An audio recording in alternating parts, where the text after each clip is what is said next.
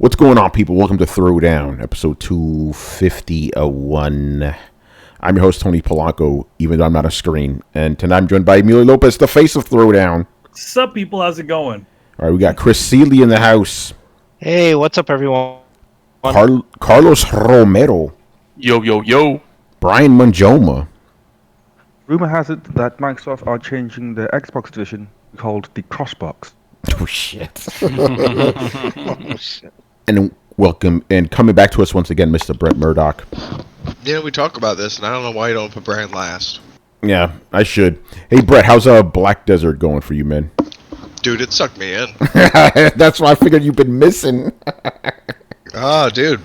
Like, it's got me the way Monster Hunter grabbed me in the beginning. Oh. I could not find the answer to your question. What the fuck? Whoa. What is that? Is that a Siri? Wait, who asked you? Apparently my smartwatch decided to jump in on that comment. Sorry about that. Yeah. Oh, Mr. Fancy smartwatch. Yeah. Yeah. We could probably talk about Black Desert later when we talk about what we've been playing. And of course, me being the professional host that I am, I don't even have my show notes ready. So give me a second here. So yeah, this week we got some stuff. TGS happened, NPDs, and... Well, TGS is happening. Excuse me? You know, it's happening. Yeah. So, but we'll save TGS for a little bit later. Let's talk about NPDs, man. August NPDs, I believe. And... Yep. Yeah, once again, Nintendo Switch is... I think Nintendo Switch has won every single month this year, hasn't it? Yeah, from what I can recall, they've won every month. Hardware, yeah, I think. Yeah, makes sense, you know. It looks like, based off these numbers, that, like, sales are down, like, 18%. Shit. From last year. Goes to show you, man. I'm trying to think what came out last year during this time. What did come out last year? Well, I think we're also closer to a generation. So I think maybe people are pulling back, like just saying, "Oh, well, I'll wait for PS5 or I'll wait for Scarlet." You know? Yeah, maybe exactly. That could explain some of the downturn. You're just like, well, why don't I just wait for the next version? Or there's a Steam sale. I don't know.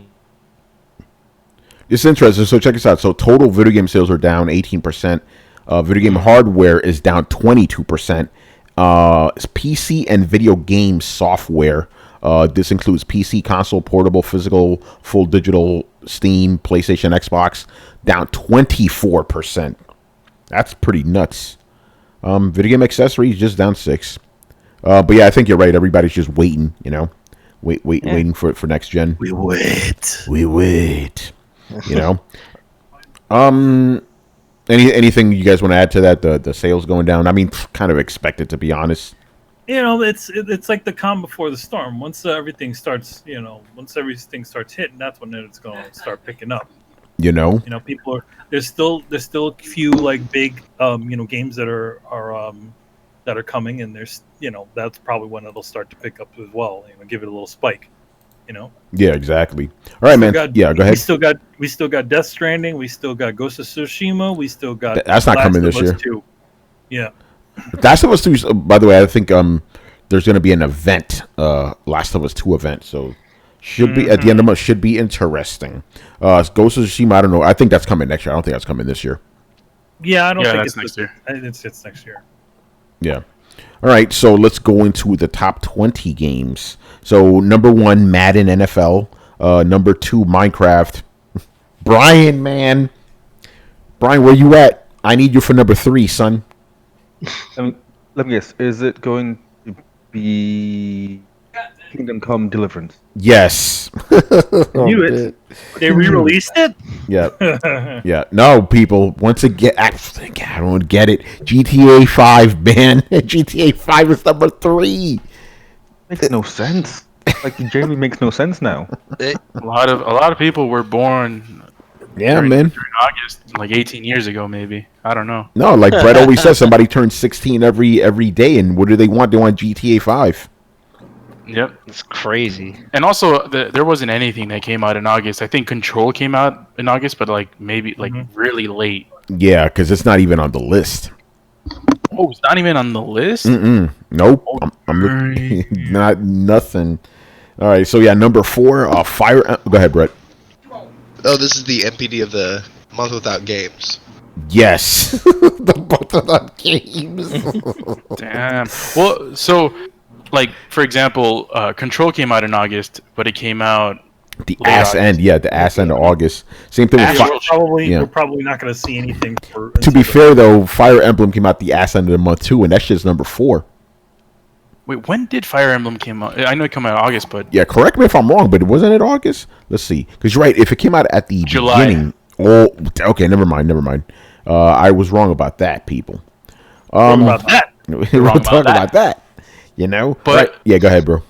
Astral Chain came out on August 30th, and it's far. So it had what 1-2 days to get NPDs, but it still didn't get as high as some other games. Well, it made it on the list, unlike Control.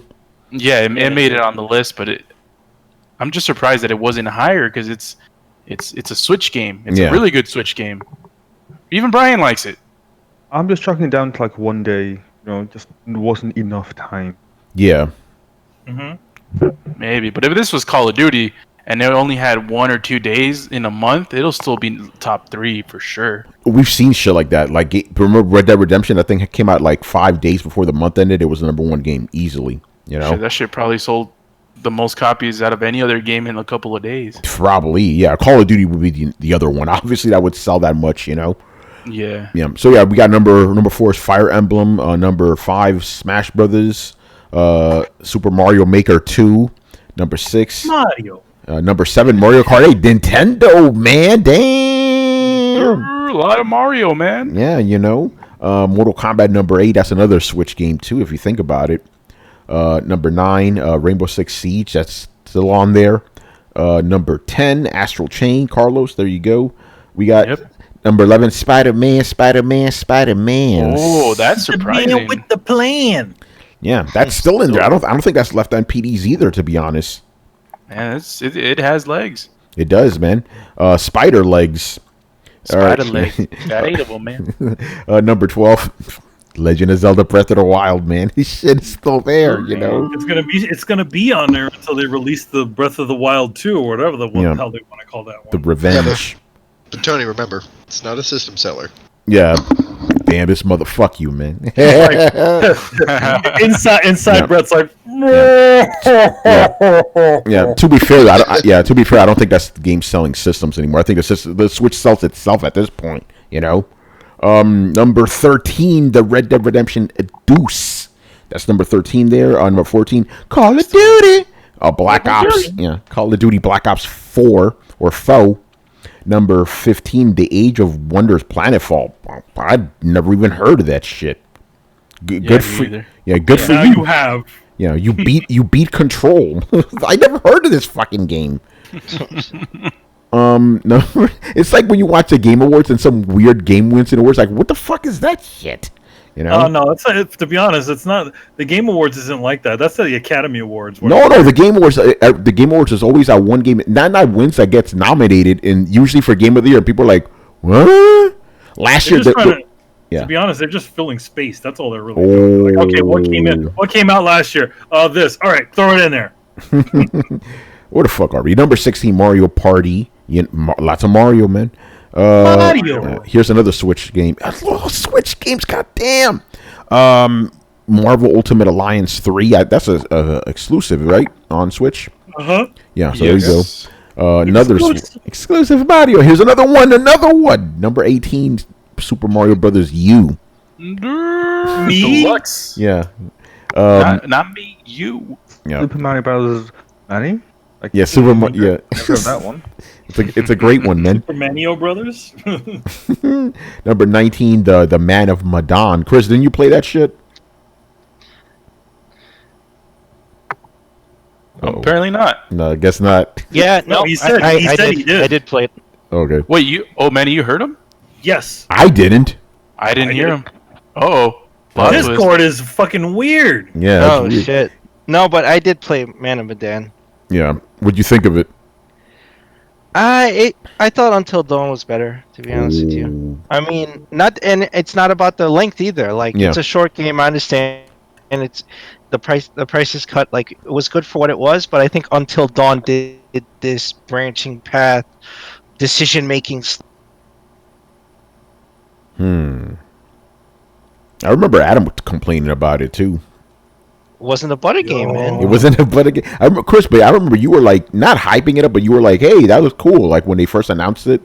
Yeah, I just thought, oh, they're gonna kind of like sea story like that.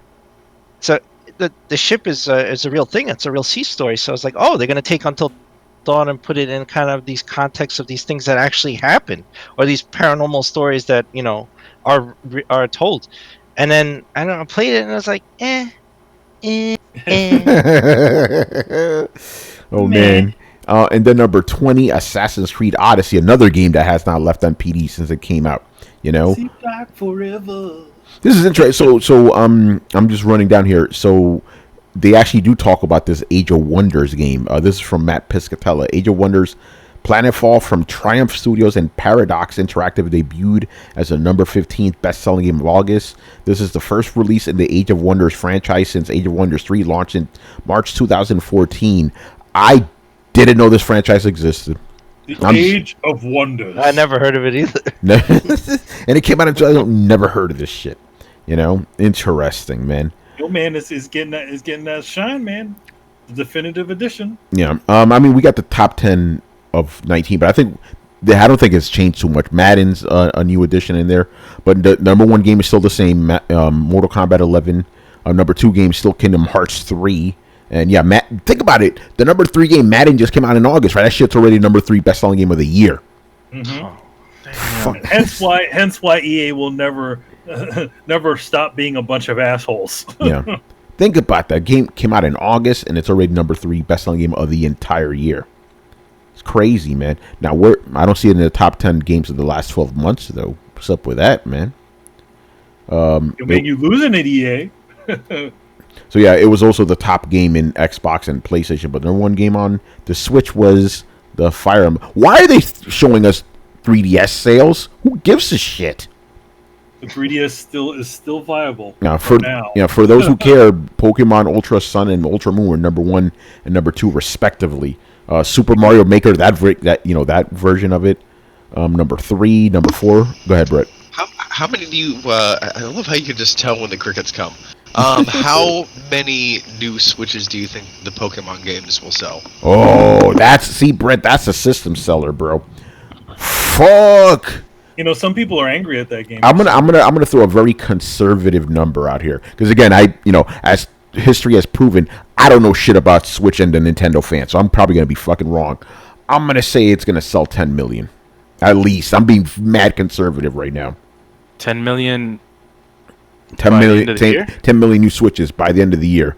Oh, not how many Switches have sold already? Oh shit! How many have sold so far? I actually don't know. Let's look that up. I believe last time I checked was around 30 million. It's got to be more than that. Yeah. I anticipate about a 50, and I'm being conservative here. 50% boost in the user base. Oh shit! A Switch overall. By the way, you're not being conservative. Yeah, 15 to 20% is. I want to say 20. I want to say 20. 15. Yeah, I want to say 20. Oh, okay. I want to say 15%. Oh, okay. I thought you said 50. I'm like, yeah, you said 50. I was like, no way in hell that shit's conservative. No. 15. 15%.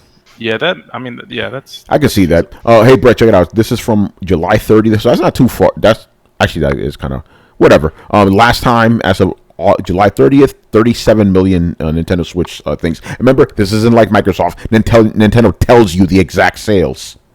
Okay. Yeah. Okay. So they're doing good. Remember when they weren't doing good? Yeah, 15% would be about a 5 million unit boost.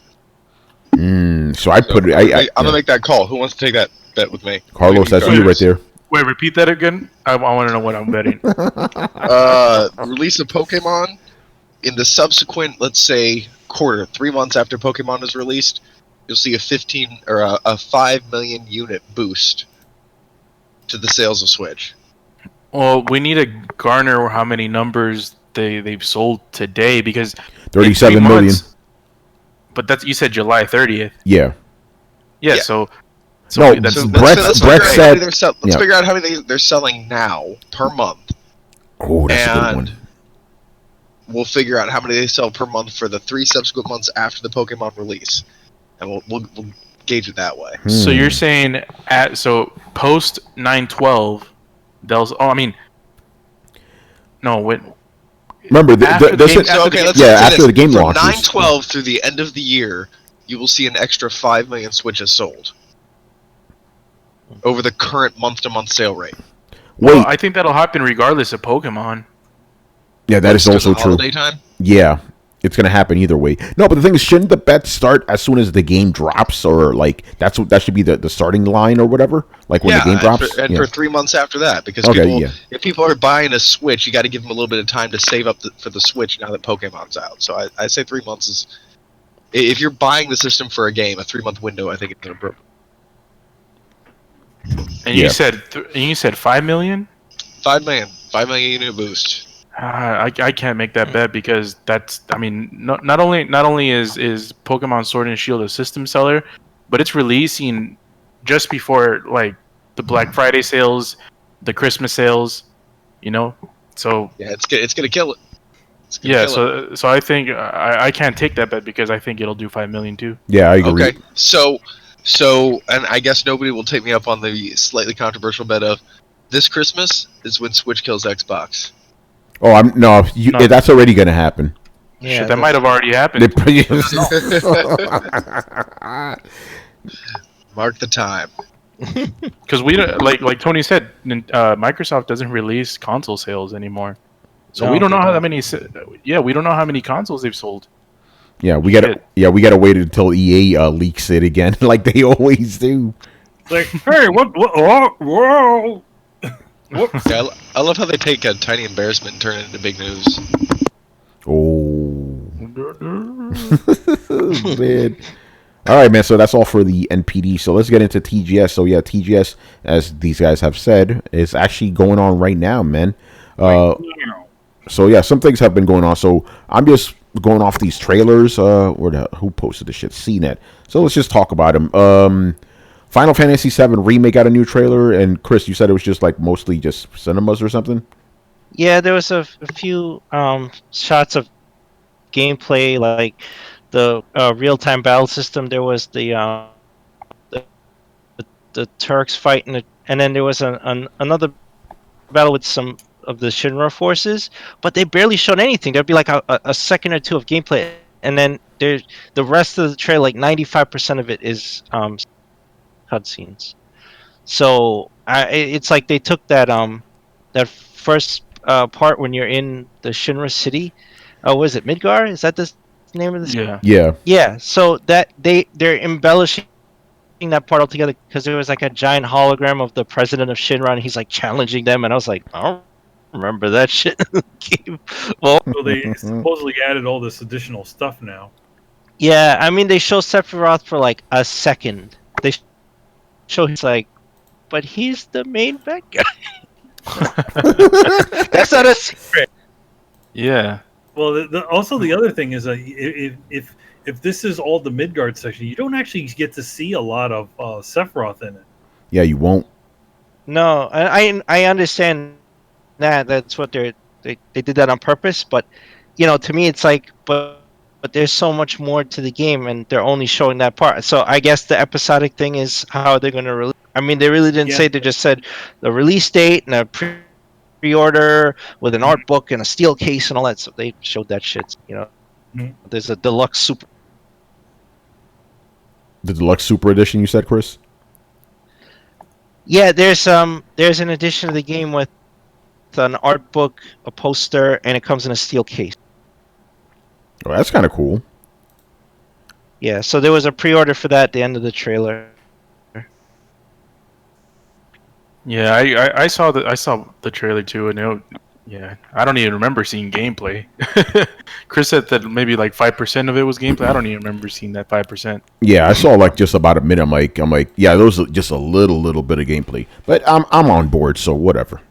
Yeah, I mean, really, and anybody that's hyped about Final Fantasy VII doesn't really need this trailer to justify their hype because they're gonna be like hype regardless. So yeah, I guess people were hyped to see fucking that that Aerith and Tifa and with Cloud doing their own little memes and shit. hanging on both sides of them. Mm-hmm. Yeah, So it's people like that. Yeah, so people are stands for this game when they do that kind of shit. So By the way, am I the only one that's bothered every time they say Aerith? I'm like, come on, man.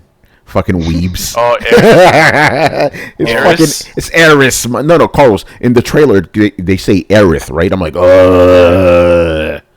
I'm like, yo, it's Aerith, mother fucking weebs, man. I blame that on them. You blame that on Riku, man? Yeah, of course, man. I hardcore blame it on Riku. Yeah. By the way, before we move on, I have to make a confession, man. I got to give a little bit of shout out to Popeye's Chicken. Have you seen what they're doing now? They're doing BYOB. Basically, since their chicken sandwiches sold out, they encourage you to bring your own bread, buy 3 chicken strips, and put them in between the buns, and you have yourself a sandwich. Yo, man, I don't know what the hell is going on. Why can't they just get that freaking chicken? I'm just shocked. They're a fucking chicken place that doesn't have that chicken. But think about it. They're encouraging you to bring your own food, so you can make a weird version of their sandwich. Yo, man, this marketing is so fucking weird with Popeyes. They're either gonna fall on their ass or this is some fucking next level genius shit. They did not expect the response that they got. Yeah, so they can't make these things fast enough. Yeah, by the way, the response was purely driven by social media. The show was already out a month beforehand until people got hold of it. Anyway, let's move on here. Manny, this is for you right now. Speaking about games I don't really need to be sold on anymore. Death Stranding. They showed a long ass trailer apparently, like gameplay. About a 50-minute trailer, and then there's also going to be 2 other things that they're showing. What? So, yeah, I don't know. So so if you wanted to know what the gameplay of some of the gameplay of Death Stranding is, you got to see 50 minutes of it. So I didn't see that trailer. I saw one that was shorter. Like it was a short one, which is the briefing, like the telling. Yeah, there's a 7-minute one. Yeah. Yeah, that's the 7-minute one. That's the cinematic, with Lindsay Wagner and a Die Hard man in there. But no, this one was actual gameplay where they show you, him deliver. I'm sorry, I have to stop you. When I heard Die Hard Man, I was like, "Is that what they're calling Bruce Willis?" No, man, that's the name of the dude. That's the name of the guy, the dude in the skull mask. Yeah. His name is Die Hard. Everybody's got Die Hard Man. Everybody has got really cute code names. It's usual Kojima stuff. So like he's called Die Hard Man. The friggin' the guy who the director of Neon Demon, he's called Heart Man. The friggin' Guillermo del Toro is called Dead Man. Oh shit. So they're all the girl that you saw with the big glasses, she's called Mama, and then there's the whatever else. Yeah. So yeah. Anyway, I'm sorry. Continue. they all have cute code names because that's what Kojima does. Yeah. He even needs to name the things like the monsters in like silly cute code names like BTs and BBs. It's silly. Anyway, so you got to see. It's funny. Like a lot of the operation systems in the game kind of look like Metal Gear 5. Like when you set yourself up to how you're going to go out and deliver this stuff. It literally reminds me of the preparation menu from Metal Gear 5. He literally has almost like an iDroid thing that pops up on the screen and has all his menus, just like in Metal Gear 5. Just a lot of things just seem like they're the same but different. So he demonstrated kind of how again how the delivery stuff works. You can plot your path kind of like with the iDroid, where you can plot your path, the path that you want to walk. There's also kind of a semi-passive online capabilities. Brett, you might like this. It's a bit like Dark Souls, where it's like people can leave messages in different spots and tell you tell other people, okay, don't go this way or don't drive your bike this way, stuff like that. Yo, Manny. So can you say that Death Stranding is the Dark Souls of Strand games? It's apparently it is the only Strand game. Yes. And there's also some other sort of social media aspects to the game which he hasn't spoken about yet. Also, like if you could other players can make changes to the environment. So sometimes there's like impassable rivers and things like that. You can actually other players can actually put down those ladders or make bridges, and then they essentially helping you out on your game. So obviously the game's going to be online. They showed They also showed some more of the combat, where he kind of snuck into this base with these other guys are there, and then he essentially steals a car from this guy who tries to escape. Yeah, I saw that part. Yep. And then he also has these cool new you have to. There's a lot of there's a couple of survival aspects to the game, where it's like you have to be mindful about your feet, because all the walking and stuff can cause him cause him to get injured. So you bring an extra pair of shoes with you to kind of change them out. If the telltale sign is you start to see his foot bleed, like it'll leave like bloody footprints everywhere. Damn. Brutal. Then there's like when you're holding a lot of packages, there's a little bit a sort of mini game to kind of keep your balance by holding the the R and L button on the top. So you have to kind of censor yourself, or you'll just drop or tip over. There's a couple of other things as well, and yeah, so that's pretty much it. And they showed some of the bike aspect. Kojima showed off some of more of his buddies that he put in the game. Yeah, so it looks like a game. Looks interesting. How come Kojima didn't? Hold on. How come Kojima didn't put you in the game? because I don't know him. I don't know if you know this, but I'm not exactly in talking terms with Kojima. I can't call him up on the phone and be like, "Yo, what up?" Yeah. No. Man, don't you tweet him like every week? No, I don't tweet him at all. I tweet him every so often, but I mean, it's just to show him some artwork that I drew. But other than that, he's never said anything to me. God, I want to say something, but I can't say it on air. Please remind me later, Carlos. Yo, man. Yeah. So I guess I need to watch this 50-minute trailer, man, because I'm convinced that even after I beat this game, I still wouldn't know what the hell this thing is about. I'm going to sneak this in here. Kojima himself said he doesn't know what the game's about. Yo. Oh, no. Kojima said he's like, I don't really know what this game's about. I'm like, fuck. I think that the one thing to know, and is that Kojima, for a lot of his games, they're personal. So I would say that what this game is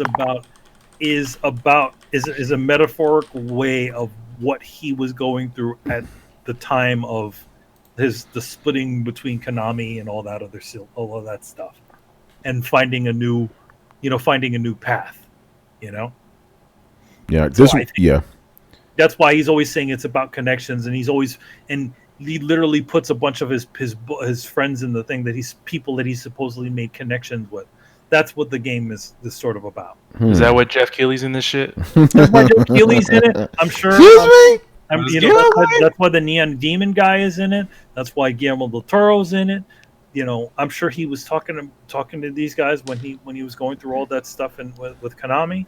And that's why he showed these two. There's like this Japanese musician that he had, a friend of his that he put in there, and then some other guy he put in there, and then also the other funky thing that they showed, and we're probably not going to see a lot of this in the States, is that they have a bunch of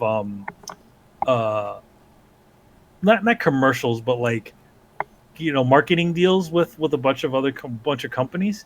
So like Monster Energy drink is in the game, and then there's like a promotion for Norman Reedus's ride show, Norman Reedus Ride or whatever it's called. Interesting. So there's like all these different things. The Monster thing I don't think is going to ever show up in the States, because I think a lot of times when he does those sorts of things, they tend to they have to make those same sort of deals in the United States, and it usually isn't that, like, they never do it. Like Peace Walker in Japan had what was it? Uniqlo, what was that company? Mountain Dew, Pepsi, and Axe body spray in it. All of those things did not exist in the States, by the way. So, yeah. Yeah. By the way, because I'm reading his statement about he doesn't understand the game, if you read the entire thing, it actually makes sense why he says this. I'm going to read it. He goes, Death Stranding, even now, I don't understand the game. Its worldview, gameplay, they are all new. My mission is to create a genre that does not currently exist and which takes everyone by surprise. There is naturally a risk in that. So I guess that's what he means by he doesn't understand it, you know? I don't know. Here's the thing. Like, I don't understand like why he sees this as a different genre. There's a lot of There's a lot of aspects of this game which are literally cut and paste of what he's done previously. Yeah, even the animations look like Metal Gear, you know? It's not a new genre. Yeah. It's just there's a new there might be new aspects, but there's so many things that it has in common with the last Metal Gear game, where as far as building bases, getting, maybe not getting soldiers, but getting supplies, doing all these different things, making sure you're clean, weird stuff like making sure you're clean. I think he has added new gameplay aspects to it, but I don't necessarily think it's a totally new idea. Yeah, well, he says it's a new genre. The thing is that, like, again, like, he calls that the Metal Gear, like the which is a stealth game, right? He named it this kind of kooky name, right? Yeah, it's just a stealth game. So you can build bases in this game. It's survival aspects. It has new type of gameplays. Brett, this game sounds like it's for you. And also, there's also there's a couple of different difficulties. The higher the difficulty, the more, the not difficult, but the more things that you need to keep track of. Probably, like, maybe his shoes wear out even quicker or something like that. Item fragility, right? Uh-oh, I don't like the sound of that. But I was about to say, Tony, like, how does this sound to you? Because I know you're not like a big fan of all that micromanagement and... Yeah, that's a little troubling. I'm gonna just hope... Yeah, go ahead. In the trailer, in the thing, there was a lot to keep track of. Like, it was like, as far as the weight that's on Norman Reedus' back, whether he has these assistive, like, cyborg, like, leg things that go on the side of his legs to help him do the stuff. I mean, so far the idea of the game is just to kind of supposedly connect the world by delivering things to people. It's interesting, well, I still, even seeing this trailer, I still don't really know what to expect. And to be honest, it does seem like it's a lot of fetch quests idea, where you're delivering supplies to somebody and then you're doing it on one person at a time almost. I don't know, like, you and I discussed this before. It kind of almost feels like he's pulling a Metal Gear 2 on us. Like, we're not really getting the full picture here. No, we're not. We're not getting the full picture. We're probably not going to get, he even keeps saying this. He's like, I wish everybody would just, everybody would want to just play the game and not have to know everything about it. But to be honest, like, when it comes to gaming, there's a fair amount of things that you need to sell people on, right? You can't just show somebody Norman Reedus and have somebody automatically be interested in a game. Yeah, that's true. The famous people and all kinds of other things, and having Monster Energy drink. These are things that people sell things to people. It's what is the daily grind of the game? What are the things that you're going to be doing most of the time? That's the thing he needs to show to people. The gameplay loop. The gameplay loop, exactly. So, so far, everybody's kind of gotten the idea of what the gameplay loop is. It's like, you accept a mission, you go to that person, you deliver a thing, and then you connect them to the supposed Carol network, which is what the idea of the game is. You're connecting people through delivering packages, which is interesting and also odd. Yeah, that one. It's a post-apocalyptic FedEx worker, man. Oh shit! And then the next thing that it showed was a boss battle. Uh-oh. So I don't exactly know how this thing works. So he was walking through one of those areas that had the rain had started to fall, and then there's those spirits that are floating in the background. Anyway, eventually one of them finds him, and then it sucks him like in somewhere. Well, like, in other words, you see all that water, and he just looks like he's like Evil Deading, like it's like first person mode, and then all of a sudden one of that crazy giant like lion wolf thing shows up, and he's like fighting it with grenades. And so like it looks like you can't stay in the black water for very long during the fight because it may hurt you. It didn't seem like it showed anything like that, but my guess is he kept on trying to jump onto top of these buildings that kept popping out of the ground. So it's like the ground is like the gravity's going all crazy. Anyway, as he's having this battle, he runs out of grenades. So then he goes, a little bit of help here, and then all of a sudden you see these kind of like people pop out of the water, the black water, but they're like pure like white, and they're like giving him items. So apparently, from what I heard, that is the another online aspect where other players can actually assist you, and you can assist them by giving items. So Yeah. It's going to be very interesting, Yeah. for sure. Any other thoughts on Death Stranding? I mean, it's I keep saying this is probably gonna be the most divisive game ever made. Ever made? Yeah. You mean by Kojima? You mean? Yeah, by Kojima. Yeah, I don't know about I have ever. I have a question for Manny. Oh. Uh-huh. You have your infamous spidey senses when it comes to video games. Mhm. What do your spidey senses tell you about this one? It's a weird one because it doesn't set anything off, and it doesn't do the opposite. It's just kind of floating. You know what I mean? Like it's like in this. It's like it's not spiking. It's not dipping. It's just kind of staying in between, which is it's a rare thing when I sort of feel that. Like I can't say I'm exactly excited to play the game. You know what I mean? But then again, you're never excited to play a lot of things. Well, I really want to play Control, and I really. Oh, okay, I got you. I really want to play. I was, to be honest, I was more interested in. I seemed more excited. I felt more excited for Control than I did sort of for Death Stranding. Very interesting. Because I feel like I mean, it's just a sort of weird thing. It's like, I mean, are we dealing with a game that's just purely fetch quests? No, there has to be more to it. Yeah, Brian, what are your thoughts, man? Well, as you've seen in my chat, Tony, I was just the first thing I said was, it looks like all the tedious parts of an open world game just put together. Yeah. I mean, it's all the Brian, management, all the how many times in an open world game have you been told like, hey, take this package and move it over there, and then you get attacked by bandits, and you're like, for fuck's sake, I don't want this. Because if the packages get damaged, I failed the mission, and it's not usually your fault. Mm-hmm. That stuff is tedious. Fair enough. It looks fantastic, though. I have to admit, it looks really good. But it comes with priority. It is, but I'm finding it just like it all looks very good, but I'm not finding anything that stands out too much. Because again, I've been playing a lot of Zelda, and usually in Zelda, there's areas of interest. I was watching the background, and I'm like, I'm not feeling interested to go and wander and see what's over there.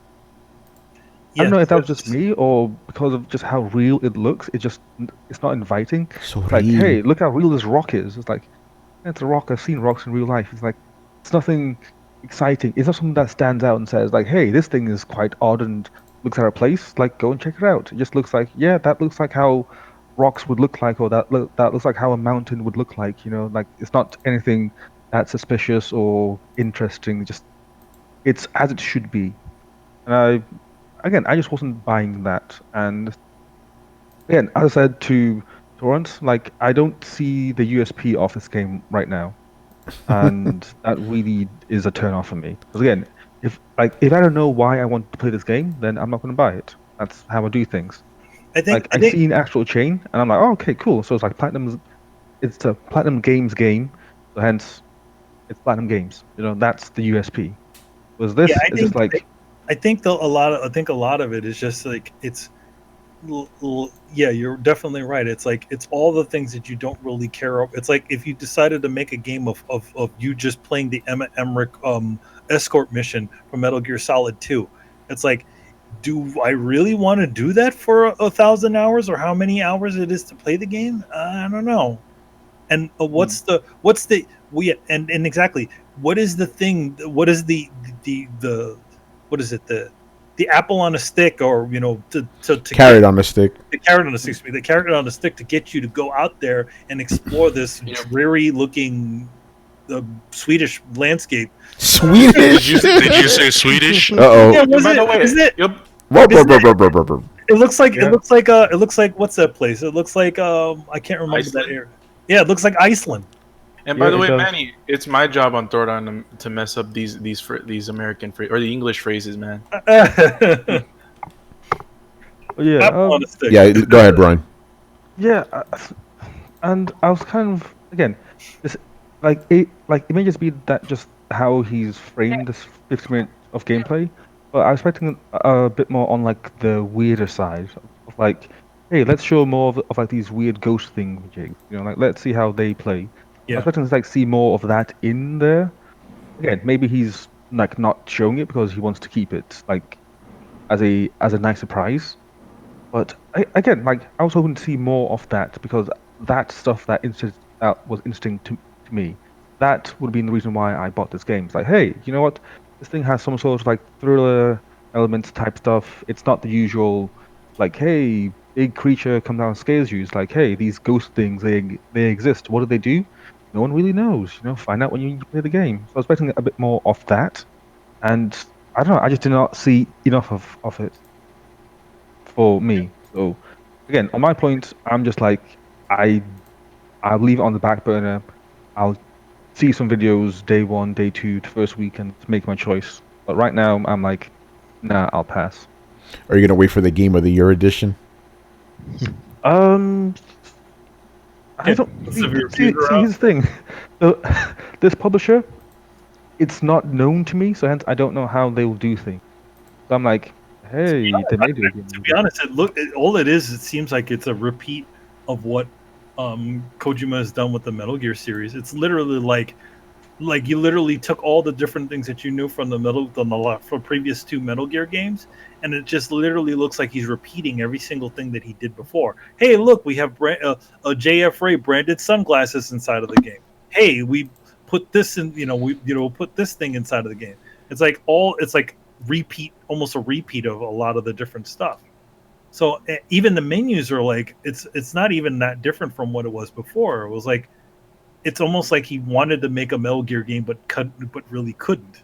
It's almost like Mighty Number 9, you know what I mean? Not Mighty Number 9, sorry. Bloodstain, where it's like it feels like a Castlevania game, but it's not exactly a Castlevania game.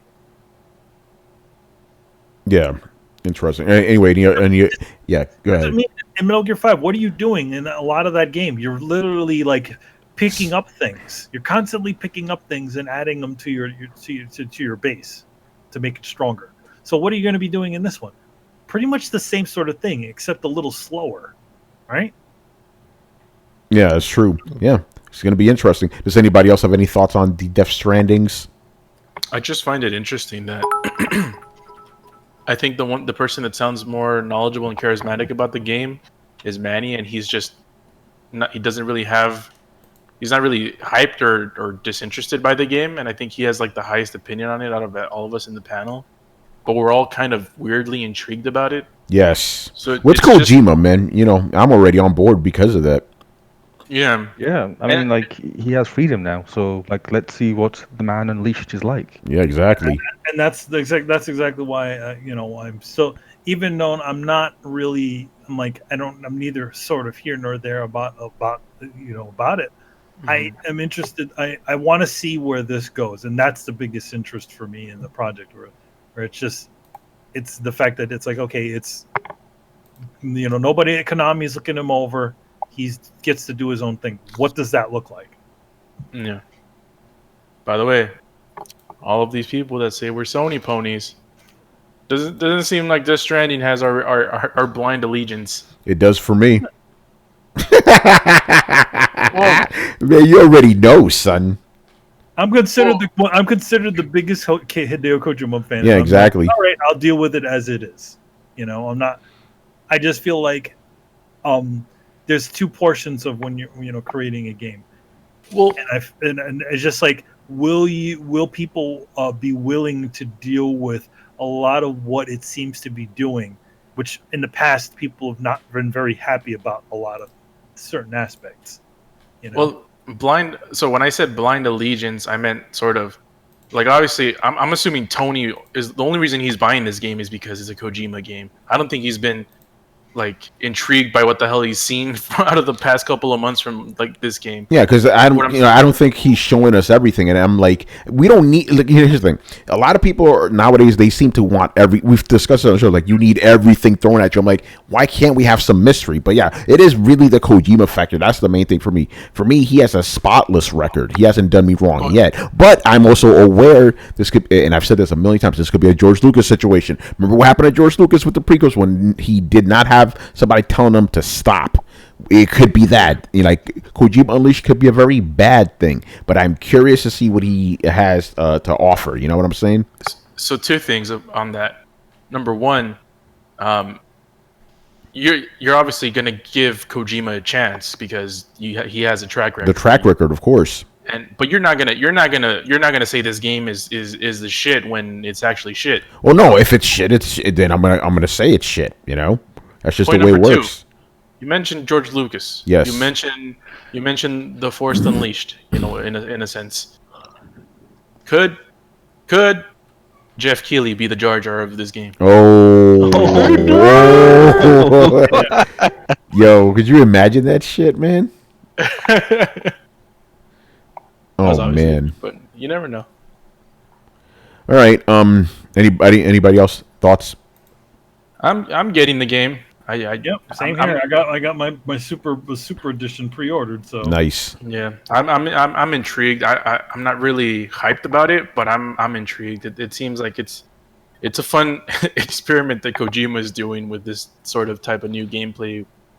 Yeah. By the way, Glorious War says Death Stranding is going to get another 30-minute presentation that actually shows off the death mechanics. Death is kind of interesting in this game. I think I don't actually know how it fucking works, but it's not like a typical death in a video game. No, it doesn't. Yeah, you don't exactly die. You kind of have to come back in some way. So it's like WoW. Yeah.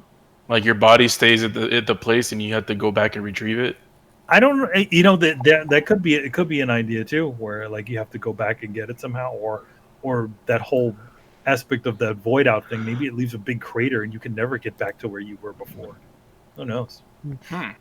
Or maybe when you die, you drop all your stuff. You like are reborn in some sort of fire. Oh. And your spirits or your souls are you know left. you know Your what's funny? packages are just dropped. You know what? You know it's funny, like because he keeps saying that this is a total thing, a new aspect. But what if it is just a shooter sneaking version of what Dark Souls is? Obviously, Kojima's not played every single game out there, right? So what if it's that, or it's like, oh, I've created a totally new genre, and then everybody plays it and goes, this is like Dark Souls. Yeah. And he'll go, wait, what's that? What's that? You know what actually would be like a really like good combination? If Kojima and From Software team up to make like a horror game.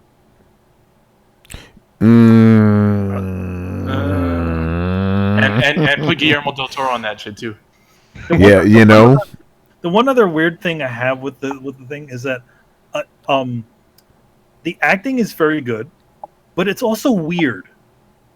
Did you guys watch that? Everything about this is weird. No. But I'm saying it's just weird. Like it's like it almost is like it's almost in a lot of ways it seems like it might be a direct translation from Japanese because they just don't communicate right. And it just must be because it's already a Japanese thing. So it's because they just repeat the same sort of words over and over again, which is weird. Like people don't talk that way. They're like, we need to reunite America again. America needs to be reunited again. It's like they keep saying it like over and over and over again, which like, once you said it once, you don't need to keep repeating the same thing over and again. Yeah. So it's like most Japanese games that get translated into the West. Yes, which is weird. Yeah. Again, that could be a sign that we have problems because no one's telling Kojima no. You know. Mm-hmm. Well, I mean, you read that article years ago? Not long ago. It was not years ago. Not long ago about the guy who translated the Metal Gear Solid. No, what happened? Fired. Who essentially Kojima fired him because he essentially localized his script as opposed to writing it perfectly in English. Exactly in English. There was a Kotaku article not long ago about that. It was actually written by the guy, and he's like, yeah. When Kojima found out that, and he's like, he liked the English version so much, so that what he was going to do is release the English version in Japan in like some sort of special super edition of Metal Gear 1. But then he found out that all the translations of the subtitles did not match up with what was actually being said in English. So he got pissed off. Oh, wow. Because he didn't realize that these things need to be localized. You don't just take Japanese and stick it into English. Yeah, you got to change it around. So switch things around. So you got to localize it. That's what it's called. This is the guy. The same guy who localized the Metal Gear Solid is also the same guy who localized. He created. What is a man? A miserable pile of secrets. Oh, really? That's him. He's also the same dude who did Police Knots. Not Police Knots. Snatcher as well. Interesting. All right, I'm going to move on to the list here. We don't care about that Dragon Ball Z game, do we? Nah, not really. Dragon Ball. It's like, how many times do you have to retell the fucking story, man? You got to tell all the story in an open world. Yeah. All right. Yo, man, but this one's called Kakarot, man. Yeah. Whatever. Oh, well. Yeah, whoa. Wow. What's going on, Brett? I don't know. I was being sarcastic. Yeah. By the way, Brett. Yeah, hold on. I want Brett's thoughts on Death Where the Stranding. hell is Brett been? Like he should have intervened in this conversation a long time ago. He's playing Black Dragon Desert. Ball, on the Dragon Ball conversation. No. No. Damn, he has been playing fucking Black Desert. I have no idea what you guys are talking about. Do you have any thoughts on Death? Yeah. Do you have any thoughts on Death Stranding? Anything new that you've seen? No. I mean, that's the only thing. Like, my mom would tell me if I don't have anything nice to say, then don't say anything at all. So. Damn, son. Well, why don't you say that's something not nice? Because it's not like it. It's not like. Brett, I think you forgot what show you're on. Yeah. I mean, I know you guys are all really excited about it. We just finished saying we're not. Wow. Obviously, you are not listening, but we just finished saying we're not. It's not that I'm not. It just seems kind of mediocre in every aspect. Like, I don't understand why everybody is like. It's a bunch of rehashed concepts repackaged into a AAA game. I don't see anything new or innovative about it. Like, yeah, cool, you can drop a ladder across a ravine. Ooh. I'm impressed. Hate. It's not hate. It's just lack of being like they say that hate is the polar opposite of love. I just don't care about this game. And I'm open Your to Glorious Wars head just exploded right now in the comments. Dude, I'm willing to be proven wrong, but like, what about this game exactly is so transformative and fucking special, other than the fact that it's a Kojima game? Brett, let me just mention that. So just to clarify, because you're probably busy right when we're discussing this. Manny's the one that's most excited about this game out of everyone, and he's not really that excited about this game. No, I don't mean you guys. I mean like everybody online, like the world as a whole, shitting their pants over this and Cyberpunk, and both of them I'm just kind of like, you yet to impress me. And as I expected it, Brian pretty much said what you said, but a lot classier. It's because of the accent, man. It's like it's probably because of the accent, but yeah, like it was. Brian pretty much said what you said. And that's why, like, I haven't felt the need to just jump in here and throw unnecessary hate when everybody's been kind of addressing the same thing. If you want to hear my honest opinion, it's why the fuck is everybody so goddamn excited for this game? Well, it's got the twofer, man. It's a PlayStation 4 exclusive.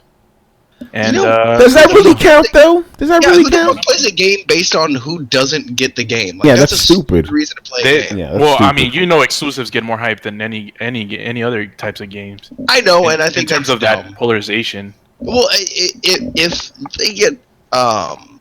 they get hype because they're supposed to be a good game, like a lot of Sony games are, like they have a reputation for having a lot of love and time put into them. So yeah, they're going to be high quality. Brett.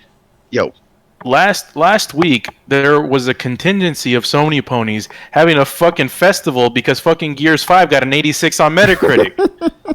And that's again what I don't understand. Like, why does your enjoyment of something have to be directly tied to whether or not somebody else is enjoying it? If you feel that way, play a PvP game. Like, feast on the tears of your enemies, right? And do it there. But like, don't do it on a fucking online forum. Do it in a place where it's more appropriate. Yeah. I mean, that's why these PvP games exist. Like, go play Fortnite. Go play, come play Black Desert. Go play with Brett, man. Dude, the whole reason I'm playing this game is I'm like doing quests and like finding magic stabs so I can go whoop the shit out of people in PvP. And is the desert actually black?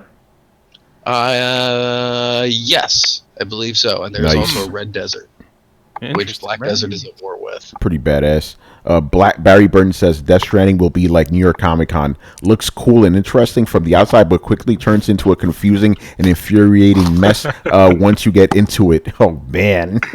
I mean, okay, tell us how you really feel, Barry.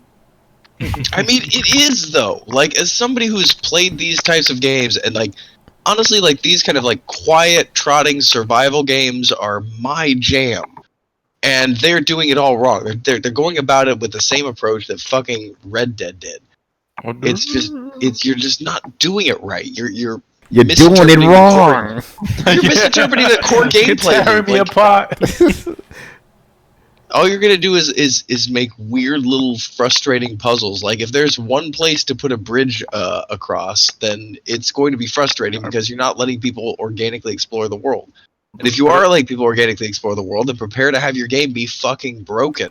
Because that's what people will do. Yeah, I think that's what it is. Well, there is supposed to be like an open world aspect to the game. Like, in other words, it's big and open. Supposedly, you're walking from the East Coast to the West Coast. A hell of a trip. By the way, Brett, Glorious War says, bro, MMOs are the same shit over and over and over again. What the fuck? He's basically calling you out for saying what you're saying about Death Stranding, yet you're playing Black Desert. I really don't understand the correlation. Number one, like, if he's talking about like, well, but to be fair, we don't know if this is. To be fair, we don't know if this is directed to Brett specifically. It was. I know Glorious War. No. He always has beef with Brett. It's Glorious War posted. Oh yeah. I didn't say that. Death Stranding was going to be a rinse or repeat game. I said it was going to be unoriginal and boring. There's a fucking difference. The core gameplay loop is actually fun. Then you'll want to do it over and over and over again instead of being carried on a string. You know the reason I'm level 52 in Black Desert? Because I like murdering shit, not because I've been trying to get to an end point. Obviously, you're more a fan of the stick than you are the rope. No, not necessarily. I enjoy it. Like, if you make a game where I'm enjoying the actual playing of the game, like, that's a thing that fucking pisses me off. That I feel a lot of game companies have actually forgotten. Like, okay, great example. Monster Hunter is fun. Just the simple loop of whooping the fuck out of a monster is fun. So even if you're fighting the same monster for the 30th time, you don't really give a shit because you're having a blast. If that core gameplay loop weren't fun, then the whole thing would fall apart. And it would just call you out, Brett? Uh-oh. Yeah, go for it. Uh-oh. Brett, where you been, man? Iceborne came out last week. We've been playing. We need our freaking insect glaive person to fucking jump around and do shit. Where you been, man? We miss you. Black Desert, man. I've been playing Black Desert. God damn it. Hey, listen, you cannot begrudge this man. If he wants to play Black Desert, that's what he wants to play, Well, none of y'all are coming over here to fucking join me. I'm getting ready to build a goddamn pirate ship, and now y'all don't care. Y'all just don't care. Last time I was with you on a pirate ship, you know what happened? That's cool. I know, I get it. This game's just a little hardcore for you guys. It's cool. Damn, son, calling us pussies, man. No, I'm just calling you a little casual. That's all. Shit. See where though? He's fucking dying. Oh god. Well, we'll just ask you. We'll ask you about Black Desert in about 2 months, and you've already moved on anyway. Actually, I'm hoping for that. I'm hoping to get about 3-4 months out of it. You guys are cracking me up right now. I can keep this going, bananas. Let's move on. All right, let's talk. Speaking about hate, let's talk about Resident Evil Project Resistance. Oh man, Chris, tell us the shit you were telling us off air about the reaction to this fucking game, bro. Yeah, if you go to the Resident Evil channel and watch the official trailer, it's a 2-to-1 ratio of downvotes to upvotes right now. Read the comments because I couldn't find a positive Fuck. one. Wow. Everybody was hating on this shit. They're either saying like, "Oh, this isn't Resident Evil Outbreak the remake. This isn't Outbreak File 3. Resident Evil 3 remake." Man, it was just hating. They were just like, "Fuck this shit." Like people were like, "I'm not buying this." So I don't know, man. Capcom may have messed up with this one. I don't know who was asking for an asymmetrical team shooter, but man. Yeah, so basically, so that's what the game is. It's like an asymmetrical type of online game, kind of like what's it, Dead by Daylight, shit like that. Yeah, and so four people play as the survivor characters, and they're going through this gauntlet. And there's a guy called I don't know if he's the director, he's a shadow man, whatever. He's basically controlling all the zombies, all the traps in the place. So you can you have guns mounted on the cameras. You can lay bear traps on the floor. You can even move zombies and liquors around and control one of them. You go into one of the zombies and they become one of those glowing red-eyed super zombies from the Resident Evil remake, and you can play as Mr. So it's just like Friday the 13th, where there's a guy who plays as Jason. It's funny when you said like Mr. Director. I was thinking of Animaniacs, where with the guy who's supposed to be like Jerry Lewis. You're the director. It's like, I'm going to make this monster for you, Ivan. Yeah, so forget this game. Nobody wanted this shit, know. But it's obvious what they're trying to do, Damn, Capcom, you are in such a good role lately. Oh well, that's kind of Brett, I got a salty comment for you right now, bro. Glorious Word says anyone that stands for Fallout 76's opinion is mute or moot. Fuck. Damn, bro, it's like that. Shit. Yo, man, you somehow insulted him. I mean, I told you were gonna piss him off. That argument contains no substance. I was just throwing sand. But if you want to feel that way, bro, you can. That's cool. Oh man. I mean, it's people get upset when they know you're right. Oh shit. There's the Throwdown. Yeah, there's the Throwdown. He said he followed he follows it up with people who think Fallout 76 is good is equivalent of getting an opinion from a person that believes the Earth is flat. Damn, son. Yeah, you may be throwing stone, but you're resorting to emotional arguments, which is the very basis of losing an argument by definition. So, I mean, you can keep doing it and embarrassing yourself, bro. If that's what you want to do, that's cool. Throwdown tonight, son. Hit me with something factual. Other than, you like Fallout. Like, yeah, man, you're kind of supporting my argument. I like these slow plotting games. I like survival games. So if I like Fallout and I don't like... and I'm not thrilled for Death Stranding, what does that really tell you? Ooh. Oh, man. All right, let's move on. And I'll throw in whatever comments he has later. Okay. I don't know what the fuck this is. Kingdom Hearts 3 Remind, and M is capitalized. I'm guessing this is another version of this game. Actually, apparently they don't even know what the fuck this shit is. Oh, it's a DLC. Never mind. It's a DLC for Kingdom Hearts. Man, is you hyped, man?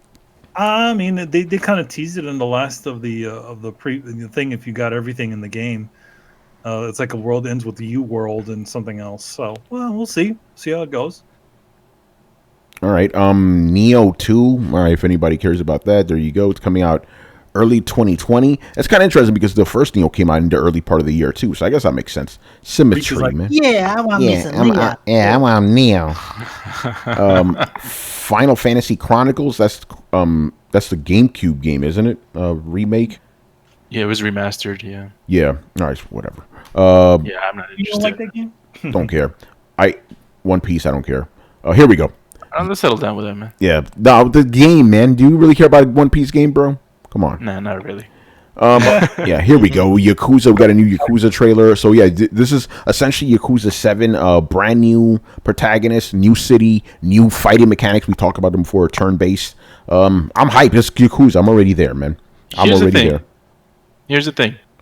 We got a lot of rumors floating around in the internets saying that this. Well, I don't know if this was confirmed or anything, but that the gameplay for the new Yakuza is going to be turn-based. Yeah, it is. I literally just said that 5 seconds ago. Not literally 5 seconds ago. Yeah, I did.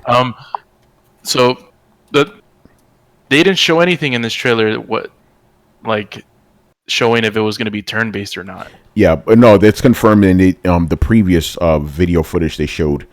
Did have the turn-based gameplay. Really? Yeah. I haven't seen that. Yeah, but yeah, it's not a rumor. This is true. The developers already said it. They've said it many times. It's a turn-based game or turn-based combat. You know, is it a back to the immortal words again? Is it a PlayStation exclusive?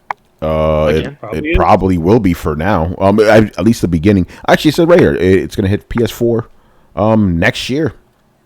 Interesting. I wonder why this game isn't multiplat. It's a Sega game. There's a reason for that. Because they don't want to bother making it for Xbox where they're not probably selling anything. Yeah, they do make Yakuza games for PC though. Yeah, Sega did also make a statement, I think like 2 weeks ago, saying that they would like to bring more IPs over to PC in time. Because slowly they've been doing like the Yakuza 0 and some other ones on PC as well. So yeah, Yakuza 1's on there too. Yakuza 2 is also on there. This game will come at PC too, I believe. Later on down the line. For them, it's like being that there are no Xboxes really in Japan, they're probably not willing to spend the extra on there. They probably got more PC gamers out there than Xbox owners. Let's just be real. Also the Asian market. Like, China and a couple of other countries a lot of them are not really that console based. A lot of them are very PC based. Yeah. Oh yeah, that's true. Especially like Korea, they're sickly like PC based. I don't know how the Korea would feel about playing a game with Japanese in it. They're not too keen on those guys. Yeah. Even things these days, maybe not. Yeah. No shit. All right. Yeah, that's all I got for TGS, unless I missed something. They haven't talked about that new the virtual lawn game that we saw last to TGS. I guess obviously it's not coming here. That would make sense. Last time. Wait, what? Sketch says the only people who are Xbox mains wear their hats backwards while covering their eyes from the sun. Shit. What is the point of making it for Xbox? They just show up on PC anyway. It's a good point. Can't really argue with that. Kingdom Hearts has more remakes than actual games. Oh, man. All right, let's move on. Actually, the last story of the night, we've been talking about this forever. It's happening. GameStop is closing down 200 stores, man. Around the world. Yeah. I mean, The issue I have with this thing, and it has nothing to do with GameStop. It has to do with the fact that officially the only video game store actually gobbled up all the other ones, Funko Land, Software Etc., and it was Software Etc., EB Games, a bunch of game stores around the world. Shit about this is because since they gobbled up all the competition, there was nothing for them to try to strive to be better than. We stuck with. Yeah, it's kind of crazy because I want to see because I like going to video game stores. and going in there and checking things out and actually being in a physical place rather than just looking at a fucking screen with a bunch of graphics on it, right? I mean, to be honest, it's like I would wish there would be somebody that would just take their place, or some other companies to be able to jump in there and do it, you know? Yeah. Anyway. But yeah, Chris, you've been talking about this forever too, you know? Yeah, man. I know this was coming. I mean, they tried to sell a company that they got no takers. They've been canceling programs. Remember, they were going to have a rewards program, and they canceled it literally weeks before it was supposed to begin. Yeah. Like they have been having money troubles for like the last couple of years. So it's come down now. They closed down ThinkGeek. They peeled they laid off most of the staff of Game Informer. That shit's done. It was like slowly bleeding out. It's like a slow death. So what we're watching is that like they're mothballing stores. And like Manny said, yeah, I wish you could fraction them back off into Funkoland and EB and Software, etc. and Babbage's. I wish all that shit would come back. But you can't. They just kind of killed all that, right? So when they go, I don't know what comes up in its place. But we're in a kind of different era now because you have Steam and Epic and people buying digital games and stuff. So maybe also people just going to Walmart and going to Target, right? Right, to buy the games. Going or just or Best Buy, or there's so many alternatives to buying video games than just the kind of sort of specialty store. Yeah. But maybe this will mean the rise of not a specialty stores, but maybe a rise of more mom and pop ones, because I would also be more interested in that stuff too. Yeah, and of course we got to address the elephant in the room. What's really going to kill all these stores, or at least shrink them down? Digital is like 40% last time I checked, and that was up for like 20% extra. Like it keeps going up and up every year. So what the hell do you need GameStop for? We just got download your games now. You know what I'm saying? Yeah. Or any of these stores. Go ahead, Chris. You really just I just think about. I also think actually, hold on, Brett. Go ahead. Really just don't. I mean, Amazon is already killing most retail anyway, so you can't even say like, oh, they would carry accessories or toys or anything like that. And for the most part, I think these stores like that are we don't have Radio Shacks anymore. Yeah, I agree. Yeah, no, yeah, they are. They're dinosaurs, But I should say that 200 stores worldwide, and they still have 5,000 still, But the day is coming. Right, it's a slow bleed out. Like you cut 200 stores, then we're doing Throwdown in December, and they cut another 200 stores. It just starts adding up, Yep. I think that also the thing about GameStop is I think they also spread themselves too. There would be situations where there'd be literally a GameStop that's really right next to each other or right on top of each other, and their zoning, it was incredibly horrible, right? So like, in other words, like a good example, and this is one I know, is that so there was a GameStop or Software, etc. inside of the mall on 34th Street, right? The A&S Plaza is what it used to be called, the Manhattan Mall, right? And then there was another one literally across the street, and they were running these two stores at the same time. Cut one of those damn stores. Why do you need a GameStop that's literally like a less than a 10-minute walk away from each other? Just keep it to one store. And there's a lot of that happens. Like, you remember in Queens Center Mall in Queens, right? There was 2 GameStops, but at 2 different sides of the damn mall. Yeah. So there was one toward the back, and then there was one toward the front. Close one of them. Yeah, I'm guessing there was a point where it was profitable to do that sort of stuff. But again, they're not the only game in town anymore. There's so many alternatives, And then now those big special editions, you can go and pre-order them from a place like Best Buy. Death Stranding, you can get that super edition at Best Buy as opposed to getting it at GameStop. Yeah. All right. Anything else you guys want to add about the GameStops? Again, we've been talking about this. It's going to happen. It's over. Yeah. Yeah. All right. Let's close it off with what we've been playing. Brett, let's go to you first, man. Black Desert. Regale us I've been with playing. stories.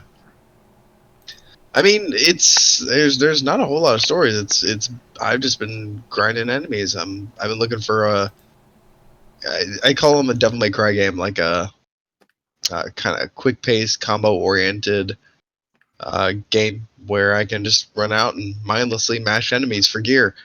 But I also have the ability to buy a house or set up a trade network to work while I'm AFK, or build a boat and hunt sea monsters, or I mean, Jesus, it's almost too much, and I'm still learning a lot of it. It's a game clearly designed for when you've been playing for a while, not as soon as you jump in, because it's almost overwhelming at the beginning. But I'm really having a lot of fun. It's one of the first games where it has open world PvP, but not a faction based system, so you can really just attack anybody you want in the world, which seems like it'd be troublesome, but really doesn't happen all that much because you do get a player killer status after a while, which lets other people attack and murder you for funsies without repercussion. So it all kind of works out.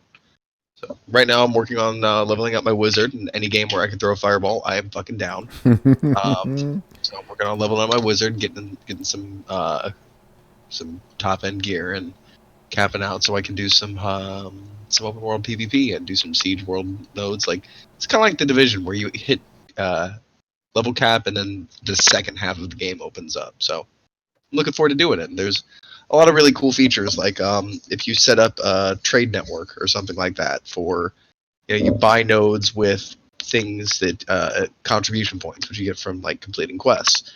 And so you buy these nodes and you can assign workers to them to harvest lumber for you, or harvest iron or rock for you, or whatever. Instead of actually, most of these games, you actually have to go out in the world and find these gathering materials. So this one you can just assign workers to do it for you. So you can assign workers to do it for you, and then go do some questing, or just set it on auto fishing and fuck around on your phone. Like, it's pretty cool in the sense that you can get a lot done even when you're not doing much. So it fulfills that, murder everybody's face part of a game that I want, but it also fills that, really tedious kind of like, I want to run a trade wagon from this city to this city and hope I don't get attacked by bandits or other players. So it allows me pretty much, weirdly enough, all the things that I like in a game in a slightly janky package, as most, large MMO games are. So you take the good with the bad, but I'm really enjoying myself. I prefer options over polish. That's always been me. There you go. Here's a question for you. Brett, have you tried Final Fantasy 14? Apparently every expansion is better than the next or the last. Final Fantasy 14 is a bit rigid for me. Like, I kind of got burnt out on that very classic WoW kind of game on when I played WoW. So this game is a little bit different. There's, no flight paths. There's no, instantaneous travel. There's open world PvP. So if you want to go from one place to another, you actually have to risk going out and fighting other players for it. So and when you get killed, you can have a level decrease. Like, it gets hardcore in the end. And I'll definitely not top out like among some of the higher echelon players. So I'll constantly get my face matched in by people who play more than me, but I'm enjoying it. There's a huge amount of customization. There's a huge amount of, what do you want to do? Like I said, I'm working towards building a worker empire so that I can harvest all the materials that I want and get some other people to buy me a boat so I can be a motherfucking pirate. Yar. Yar. Cool stuff, man. All right, Chris, what have you been playing lately, sir?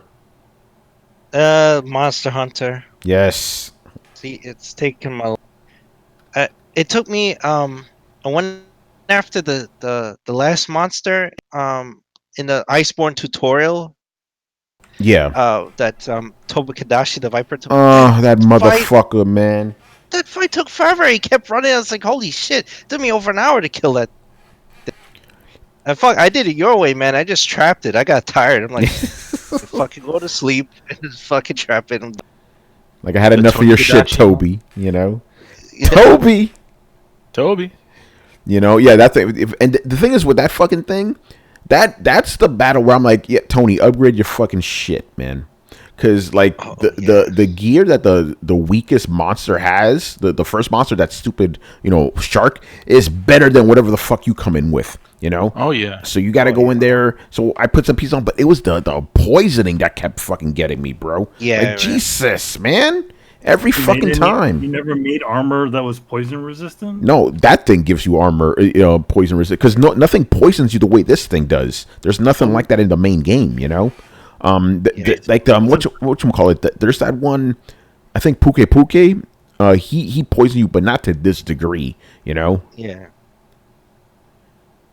Aaron did even- that blood Yeah, thing. Go Even ahead. the radiant Problem can is you keep poison getting you. hit. Yeah, that is also But true. it's only like a certain attack. Every time the Tomodachi hits you, it's like every attack he has is a poison attack. Yeah, I need to jump in with this. I noticed that too. I think I was talking to Chris and Carlos about it. Sketch says that MR Jagras, the new version of the Great Jagras, he says is fucking stronger than end game armor. Yes, that is true. I think I told you guys. Remember, Chris, you were telling me about the chrome weapon. I'm like, yo, why is this Jagras weapon way fucking stronger than the shit I got? Hey, that's Mr. Jagras to you. Sure, yeah. I was like, damn, even the pussy Jagras has better gear than you, Like, fuck. Yeah. Keep going, Chris. Yeah, so that's all I've been playing. I have to go back and finish a couple of things. Like I meant to go back and finish Bloodstained. I got to the last boss. Nice. Before I could play Blasphemous, because I had pre-ordered that, so I really want to play it, but I can't. Oh no. I can't have any beer till I finish my tequila, so I gotta finish that Bloodstained.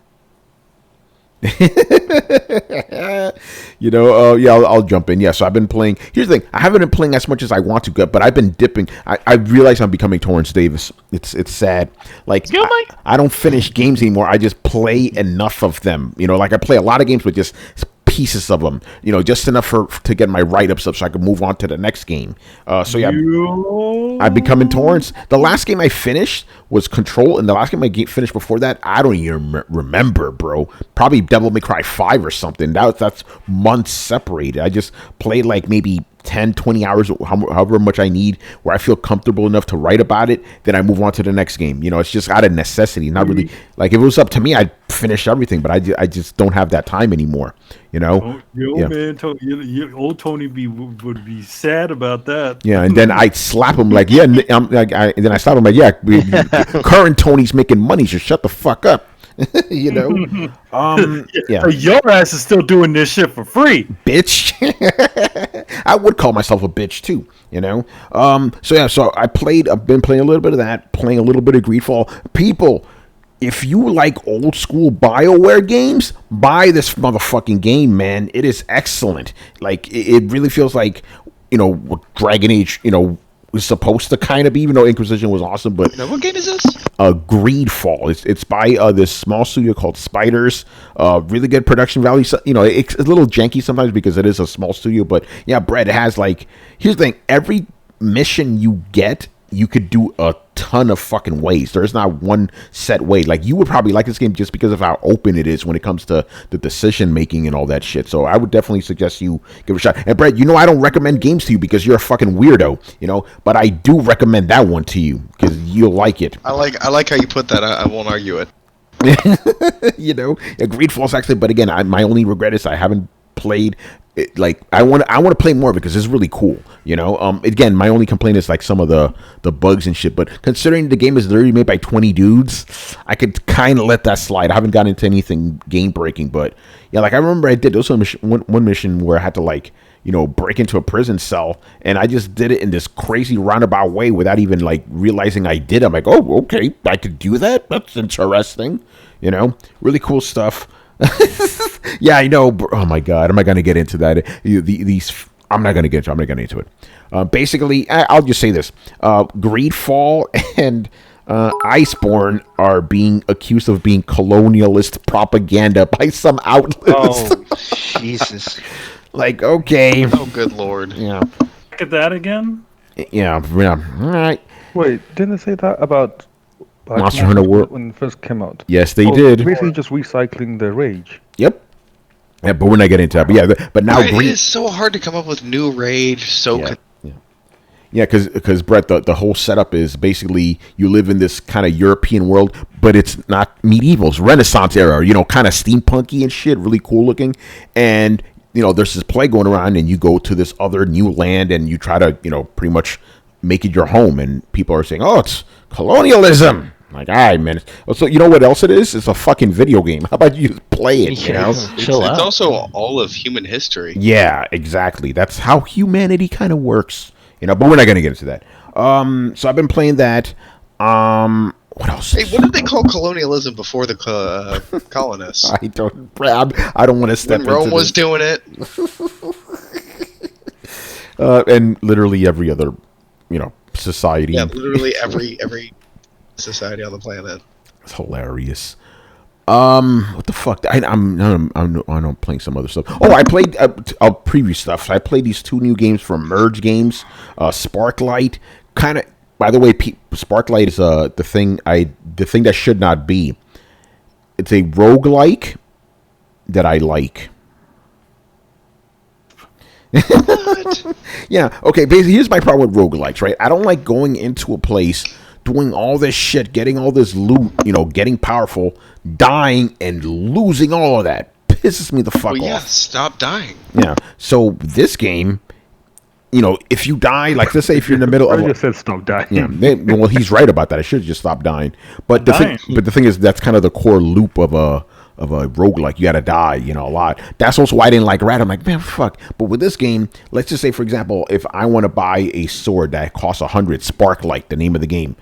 If I've collected 60 Sparklight and I die, I still get to keep that shit. So I could keep grinding for it and eventually get my upgrade, and that upgrade stays with me, which I like. So I'm like, so it's kind of like a beginner's version of a roguelike. If you want to play a game, you don't want to lose all your shit, like, definitely check that out. Also, the graphics are very Legend of Zelda, Link to the Past, Minish Cap type of stuff, which is really cool. I like participation trophies. Yeah, So yeah, check that out. That's cool. And then I'm doing I played this other game called Stranded Sales. That's another game I'm not used to playing. It's a farming simulation type of game. You're stranded on an island. You gotta eke out a existence. Kind of interesting if you're into that type of stuff. I know I've been playing some other shit, but I'm just blanking on it right now. But lots of stuff coming for you guys next week. More write-ups. You already know. I interviewed somebody you may know. I'm just gonna leave it at that. Somebody you may have been looking at this entire time. That was interesting. All right, so that's me. See what about Manny? Have you had a chance to play anything? I finished my with my secret project. Free. Big traveling until New York Comic Con, which is next month. So now I literally bought Control, and it's been sitting on my desk, or like. I also still have Bloodstained Ritual and that, which I'm still want to play. And with that one, with the parts that I played, and to sort of remind myself of the things that I need to do that I really want to play, I kind of just listened to the soundtrack. So I have the Bloodstained soundtrack when I was working. That's pretty but cool. Yeah, those are the two things that are on my bucket list, and then the next one is Death Stranding. Oh, and also not to mention, I got the Genesis Mini coming, which is coming up pretty soon, as well as the TurboGrafx 16. Ooh, TurboGrafx 16. I forgot about that one. Yeah. Nice. Yeah, the TurboGrafx Mini is also coming. Yeah, So I think I got the Sega one coming too, actually. Yeah. The only thing is that, there is also the fact that there's no 6-button controller, but there is a large 6-button controller by one of the companies that I got a press release for. I still get press releases, by the way. Yeah, I think I got. Weird. Yeah, I think I got a controller ready for that too. Cool. So, yeah, playing some games, man, is crazy. Yeah, I'm finally gonna get to play the game. So, but first I gotta do this one more thing. I'm gonna be going to. If you guys are in the Pennsylvania area, I'm going to RetroCon. I'm gonna be actually helping a good friend of ours, Mark, sell a bunch of his shit at the show. Nice. He's got a lot of toys, so he's been kind of purging some stuff. So I'm going to be helping him at his table. The Purge. The Purge. All right, Carlos, have you played anything? Actually, no, you have been playing games, man. You're back on the plantation, man. Yo, man, I've been playing fucking Monster Hunter Iceborne, Monster Hunter World Iceborne. Yeah, I thought man. when you said you were back on the plantation, I thought Heroes of the Storm came back. Yeah. Yeah, man, what happened to that game? Oh, man. Yeah, man, Monster Hunter is fun. Like Chris said, the first couple of monsters are freaking crazy hard because you're playing on the shitty armor from the last fucking game. And but yeah, once you beat the first one, just make sure to get whatever armor you can from that, and you can move on. And it's fun, man. Especially when you get Japanese people to join your game because they make life a lot much easier with in this game. Are they like ora ora ora? Yeah, ora. Oh my amo, Shinderu. Yeah.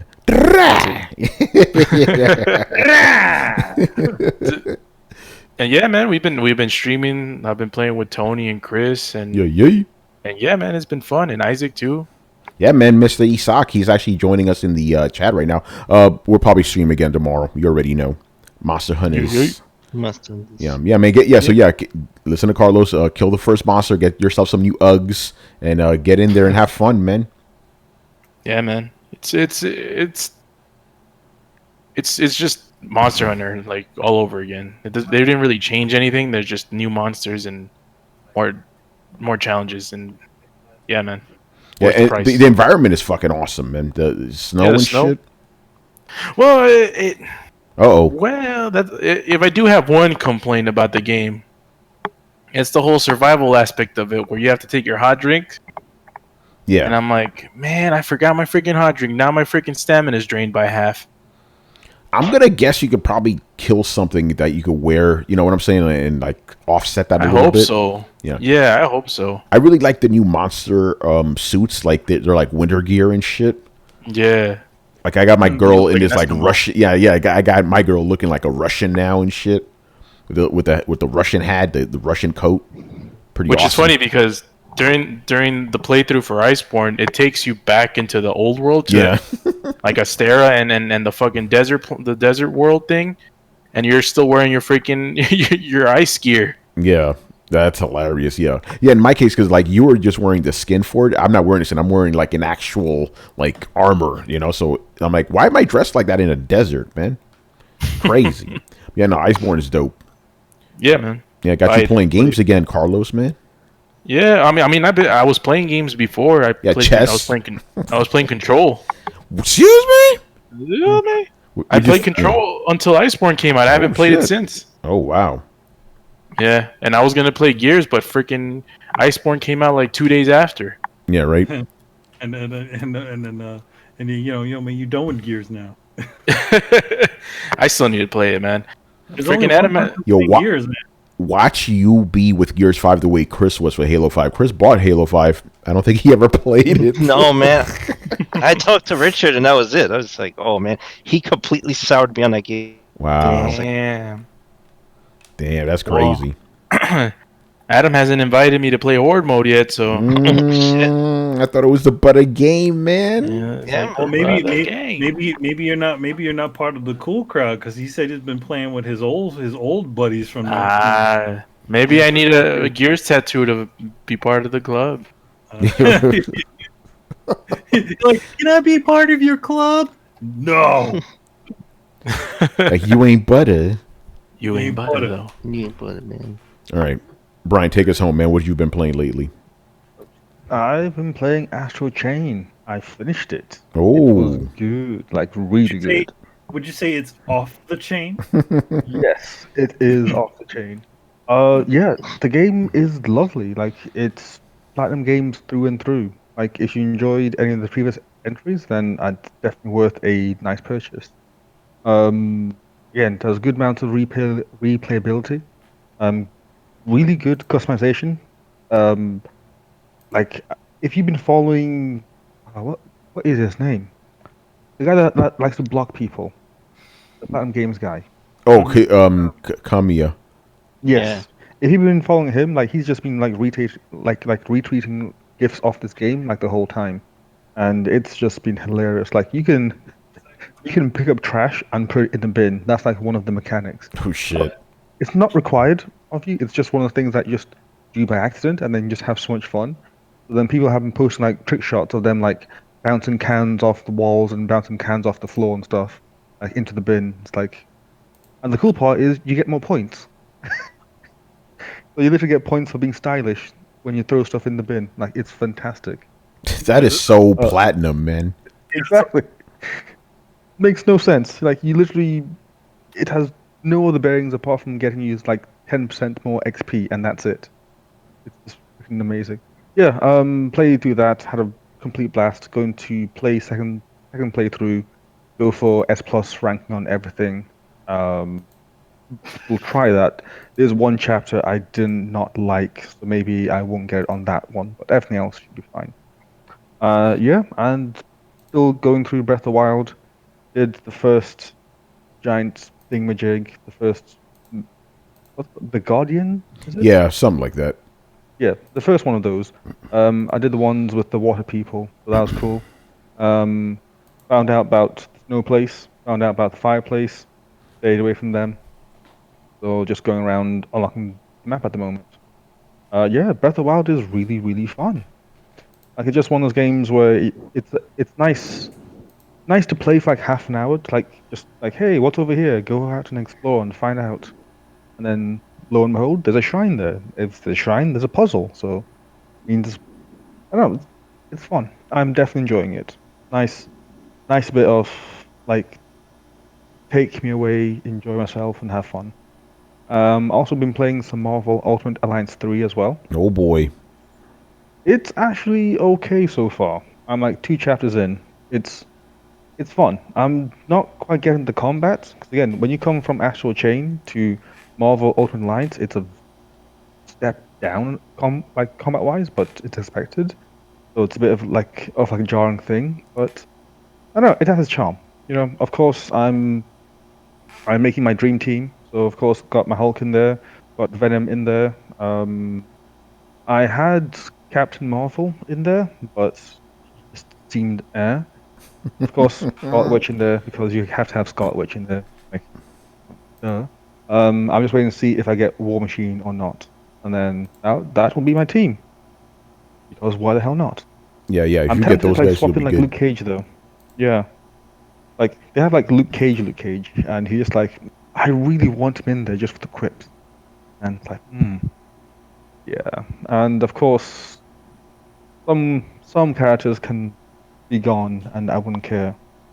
You know, Miss Marvel can just fuck off. I don't care about her. Just, like within 10 minutes, she managed to irritate me to the point where I wanted her gone. Like, wow, this character is insufferable. Just like, ugh. Oh, that's a shame, man. Really, like she's the only character that I think is insufferable. I don't know if they did or not, but it sounds very, very, very, very similar. The Miles Morales is, I think, the same voice actor as Into the Spider-Verse. They sound very similar. Yeah, well, I wouldn't be don't know. surprised if they got the same actor, to be honest. If they did, then that's great. Because man, like after watching that film, Tony, it's such a nice feeling. You know, it's like, hey, like I know this guy. You know, I know his origin. You know, he was in that really good movie that everyone's seen, apart from Tony. Yeah, so that's all I've been playing. I think next week or the week after is when Damon X Machina or Damon Cross Machina, since we don't know these days. Even cross fucking Hunter cross Hunter. You know. So yeah, I'll be picking that up because it looks anime as all fuck. Oh, and Astral Chain is very anime. If you like your shonen, it's quite shonen. All right, let's get to the nitty gritty, Brian.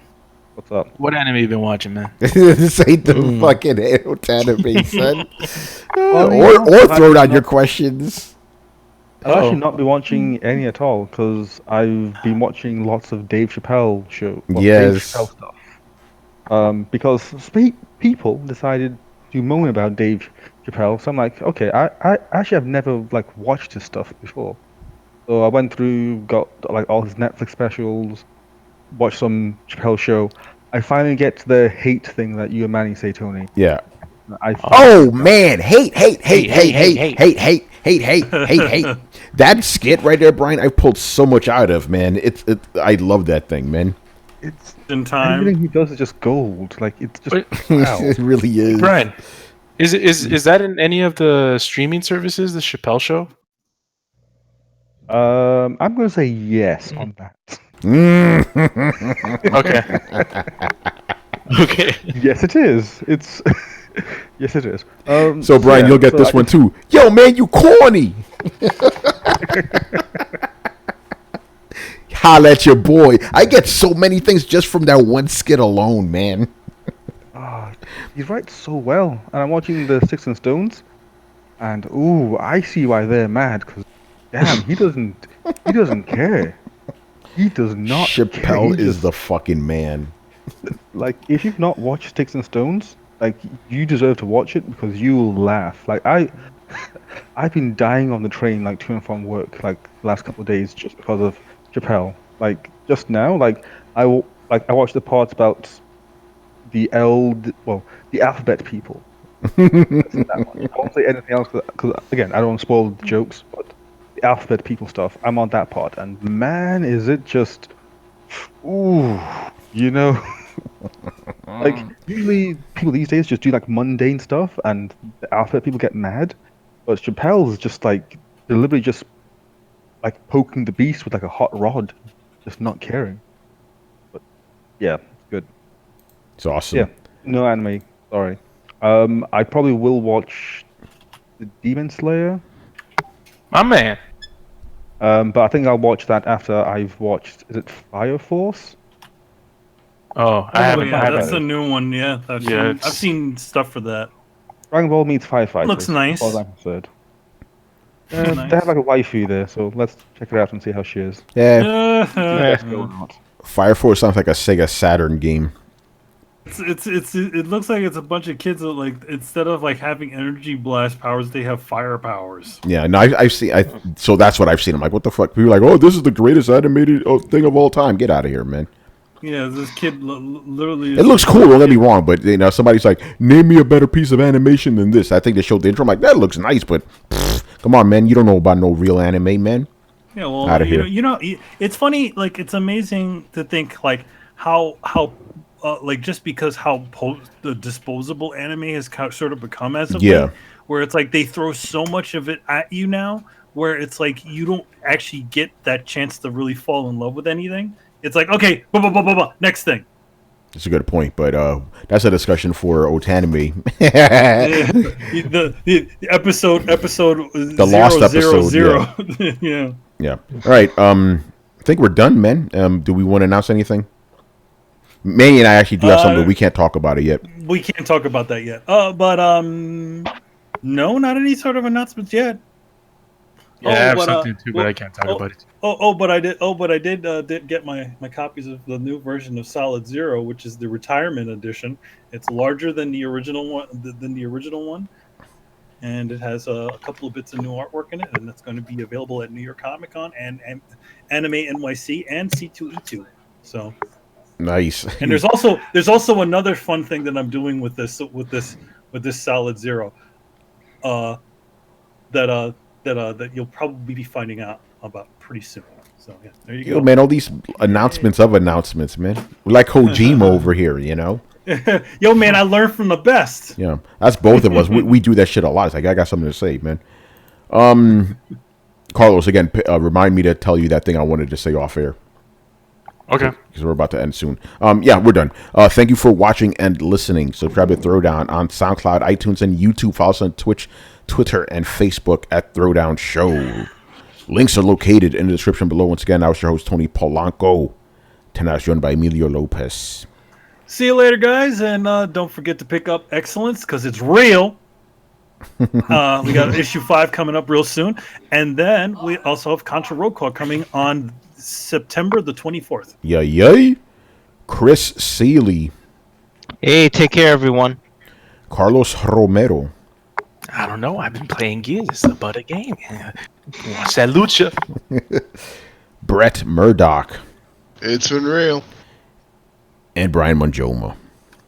Yep, I can't wait until the next gen Microsoft console, the Crossbox One Cross. Oh, God. I will never get tired of that joke. That is just the best thing ever. It's hilarious. All right, people. We'll see you on Sunday. Later. Later, guys. Leaders. Jesus.